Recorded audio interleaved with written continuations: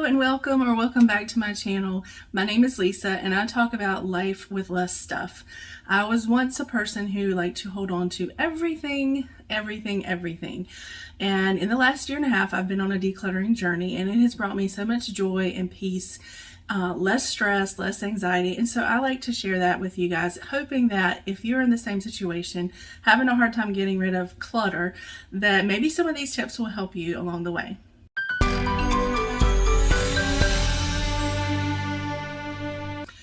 First off, if you have not subscribed, I would love it if you would. Just hit that subscribe button if you enjoy things like decluttering and simplifying your life. You can always unsubscribe later if it's not for you, but I would really appreciate it. Okay, so today's topic comes from Joshua Becker. Do you know who Joshua Becker is?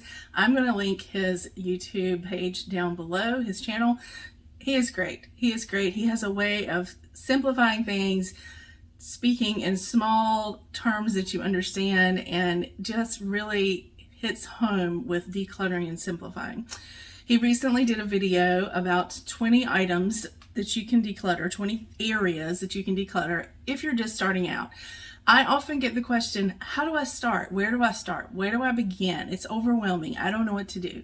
So I really loved listening to Joshua Becker talk about these 20 things, but while I was watching it, 5 of them really hit home for me. They may be different for you, and you can watch Joshua's video too and decide, but I want to go over the 5 that really spoke to me, because when I think back on when I started decluttering, these are the 5 areas that I wish somebody had said, start here.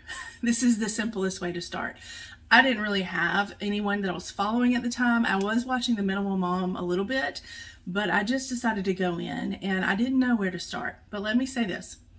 If you're just starting, do not start with sentimental items. Do not start with craft supplies, things that are hard emotionally or mentally. That is not the best place to start. But if you've been doing this a while, you'll realize when you're ready for those type of items. But in the beginning, I think it's a lot better to start with something that's not emotionally draining for you or mentally, you're already overwhelmed. You don't need to overwhelm yourself more by picking an area that's going to just drain you further mentally and emotionally. So number 1, choose 10 items out of your closet. Now, why did I say this? I did start with my closet when I started. I started with some boxes and some things in storage, but I also started with my closet because I knew that there were things in my closet that I wasn't wearing or that didn't fit. And I kind of just push them to the back and I ignore them and I think I'm going to fit in them later. I'll deal with that later. There were a ton. And now some people would tell you to bring everything out of your closet, lay it on your bed, and only put back what you want to keep. If that is too overwhelming for you, and it was for me, just slide through the hangers, pull out the things that you know, I have not worn this in 2 years. This is 3 sizes too small. Pick out the easy things. You don't have to choose everything out of your closet on this task, just 10 items. It could be shoes, it could be a sweater, it could be a jacket, it could be a tank top, a dress, whatever. 10 items out of your closet.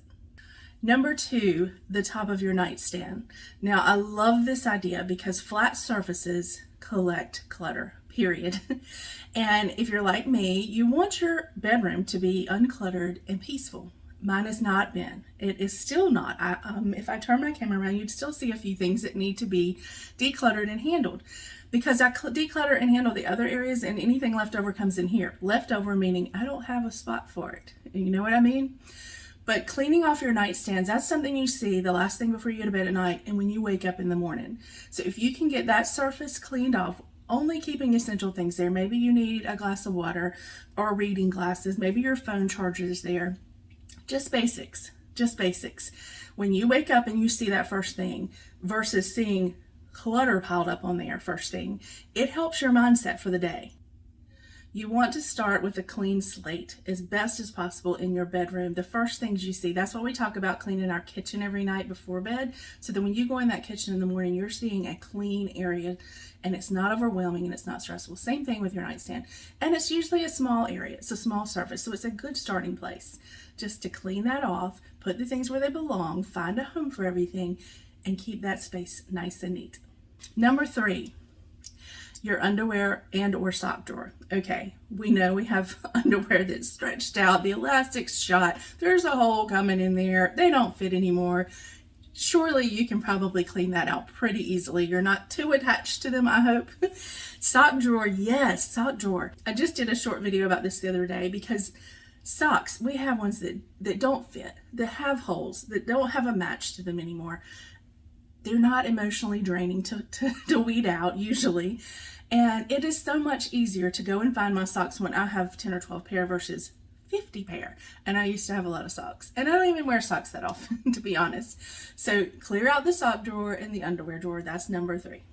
Number 4, your living room, furniture, tables, end tables, anything in the living room.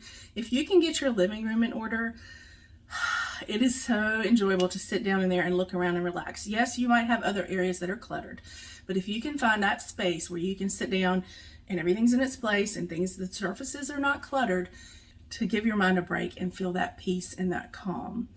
So on top of surfaces, again, just minimal items, put everything else away, get the stuff off the floor. If you have stuff on your couch or in the chair, put it away, tidy up that room, get that room in order. And number 5, your plasticware, or Tupperware as we like to call it in my age group. I did this recently with my daughter, probably a month or 2 ago. And of course, get rid of anything that doesn't have a matching lid. That's just wasteful. You're not going to use it, right? And then think about, are you using all the sizes that are in your cabinet? I found that I have multiples of things that I didn't even realize I had multiples of, and I'm not using them all. So I got rid of some of those. And then if you have some you're not sure about, and you're one of those just in case people, that's me, put them on the top shelf. Give yourself a time limit and say, in 30 days or 60 days, I'm going to go back, and if I haven't used these that are on the top, I'm going to get rid of them. But be sure to go back and get rid of those if you don't need them, because you will find, I have found, that when I do that, I don't use them. I'm using the same ones over and over again. And you're probably like me, and you are as well. I hope this has been helpful. Again, there's lots of ways to start decluttering, but when I get asked, I want to be able to give someone an idea of where to start and something easy to start with. Because as you go along, decluttering is like a muscle, and the more you do it and the more you work it, the easier it becomes. And after you build a little confidence in letting go of some of these things and clearing off some of these spaces, you'll have more confidence to go on to the next thing and the next thing and a bigger task. And you will feel so good and so relieved that you did it. Thanks so much for being here. Don't forget to subscribe. See you next time.